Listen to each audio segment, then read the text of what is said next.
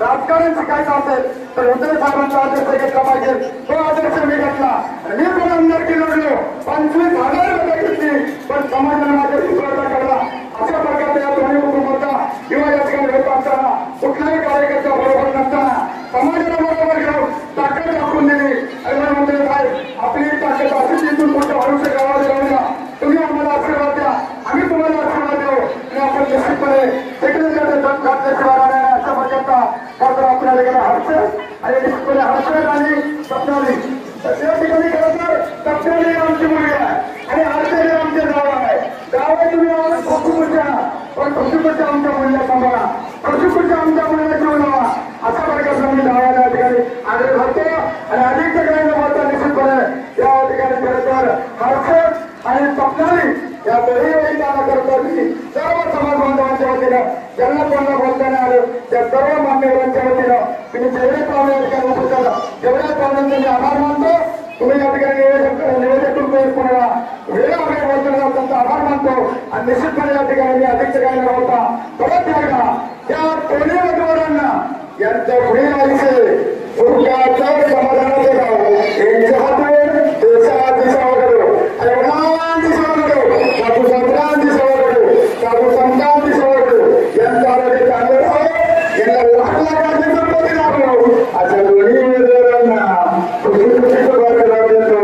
आणि गुलाबांना विनंती करतो की या ठिकाणी मंडळ असते का मंडळाला करतो आमच्या सुनबाई डबल बिर्याणी केले बिर संपूर्ण शिक्षण घेऊन त्याला आवडलं मला वाटतं